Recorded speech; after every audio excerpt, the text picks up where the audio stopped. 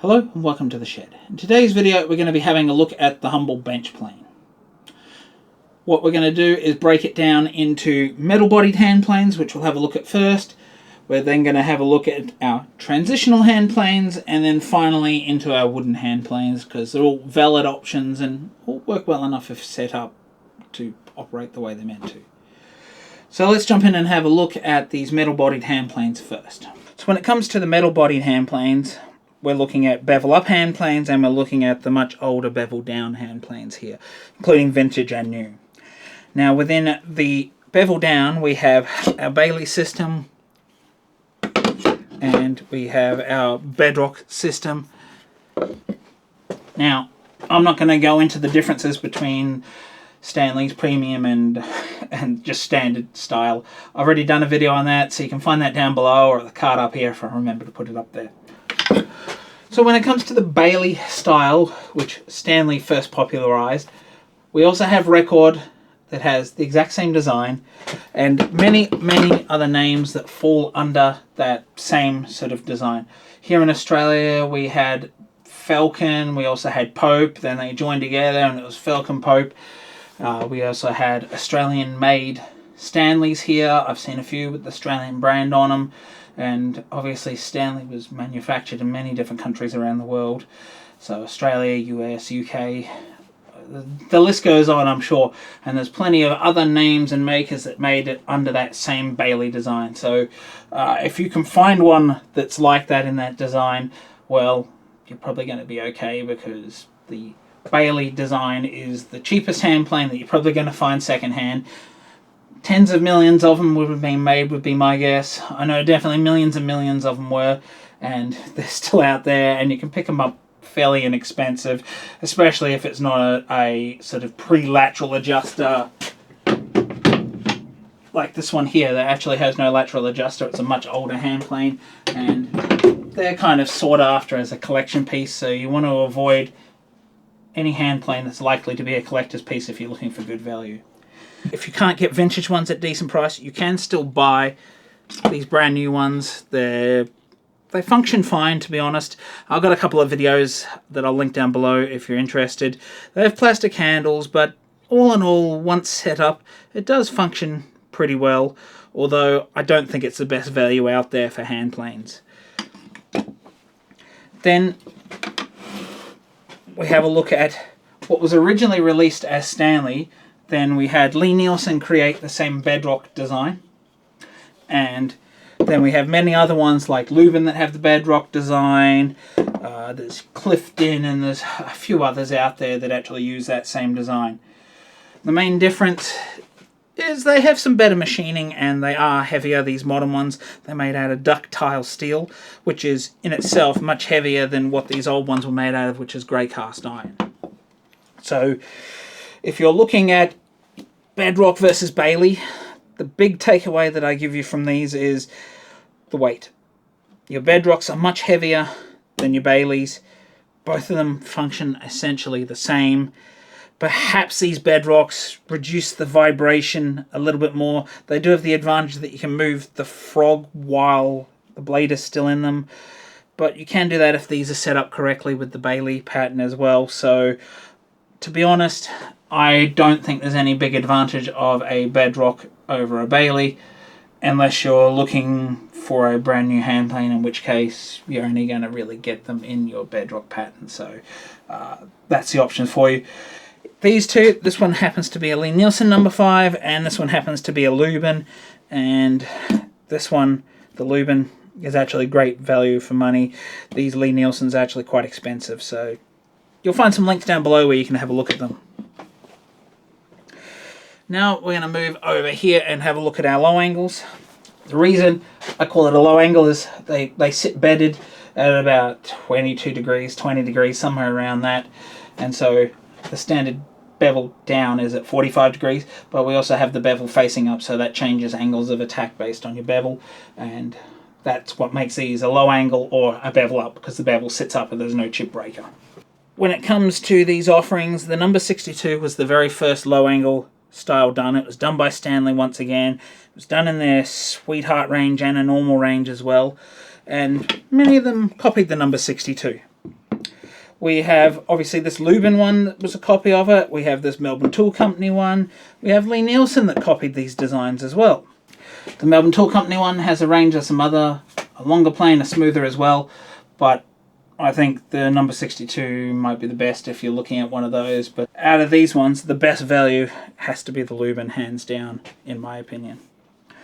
Then we have a block plane, which is in the same design. This one happens to be a Melbourne Tool Company block plane. I do find that it's useful for having this, just if it's just for keeping weight down, even in a kit, and you know, hands-free applications when you're doing things yourself and you don't have a vise or things like that. One-handed operation becomes very handy because you can actually hold your board while you're working on it, doing chamfers and things like that. So when it comes to a block plane, I'm not too cluey about block planes because, as I said, I don't really use them. So do sound off in the comments below about block planes and whether you've used these block planes and what you think about them and all that sort of thing, because yeah, so really I've only got Melbourne Tool Company. I know a lot of the makers make them, and so you're going to have to educate me on that one. So that's our metal-bodied hand planes, and the real takeaway here is weight. You want to look at weight a lot when it comes to the metal-bodied hand planes. Some of them are much heavier than others, and so weight. It all comes down to weight and price. So the transitional hand plane, it has all the workings of a Bailey style system. It's got a frog, lateral adjuster, lever cap, but they have wooden soles. They obviously come in longer and shorter variants. This is a number 29, this is a number 21. The 21 is a smoother. The 29 here is probably considered their roughing plane, although it is about the length of a number 6 to a 7 hand plane, so it's definitely longer than the number 5 here.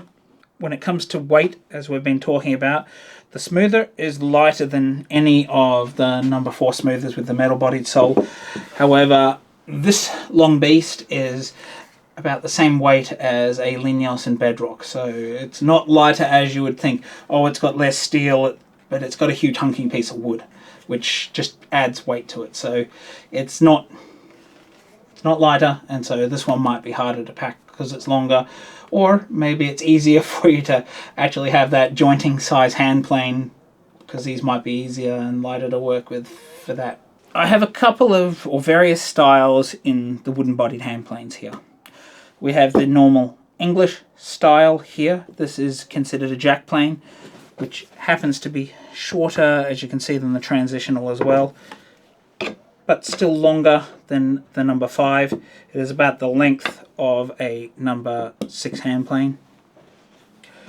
Then we have these Eastern style hand planes. These are actually Hong Kong style designs, which differ from Japanese style designs, but they're a lot more basic of a hand plane. And then over this side we have a European style, which has this big horn on the top that works well. A few other adjustments that they can put on these hand planes. This one's set up as a rougher plane because the mouth's quite wide. And then you have your coffin smoother style here. Once again, this happens to be the lightest of the smoothers, your wooden coffin smoothers, or even one of these style. These are both lighter than the transitional and any of the other Bailey metal bodied hand planes. So if you're looking for lightweight, but you will have to learn to hammer adjust. Just so happens I've done a video on how you adjust all these hand planes laterally, so you can find that link down below or the card up here if I remember. And yeah, so really weight once again. One advantage you do have if you have a transitional, or actually any of the metal bodied hand planes, is you can get a secondary blade. You can put a 1 7 radius on it and you can use it as a rough removal, so you could have 2 blades, a smoothing blade and a rough removal, so that allows you to get more operations out of just a single hand plane. If you've got a couple of hand planes chosen for any sort of kit, well, that's really up to you. If you've got a whole workshop full of hand planes like I have, well, I've probably got a dedicated one. I actually have a couple dedicated with a blade like this, and so yeah, and I've got various different smoothers set up with different thicknesses and different positions of chip break and all that, and I can just grab the hand plane and go with it. In theory, it sounds good. In practice, I tend to just grab the one that's sharpest, or my newest one that I'm enjoying to use the most. So you have all of these hand planes, and really, unless weight is a factor, all of them work well. All of them are great options, and yeah, they're all going to get the job done at the end of the day, even if some of them do need a bit of setup, while others need little setup to actually get operating. One tip, always lubricate the soles. It doesn't matter whether it's wooden or metal. Lubricate the soles and they're going to operate way better for you. So what I'd love to hear from all of you out there, in the comments down below, do sound off on what hand planes you use. Maybe mention some of the different makers of wooden ones. I know I can't leave links for those, but I will leave links for some of the new ones. I can't leave links for any of the vintage ones, obviously, but some of you obviously have various vintage ones. Different brands available in different parts of the world, so leave that all down below. What hand planes you use, which ones you prefer, bevel up, bevel down, all that sort of good stuff. While you're down there, if you did like this video, do hit the thumb, hit the subscribe button, select the bell, select all so you don't miss out on any of these videos that I'm putting out. And if you'd like to see the video that spurred this video, the Traveler's Toolkit, do check that video out just here. Bye for now.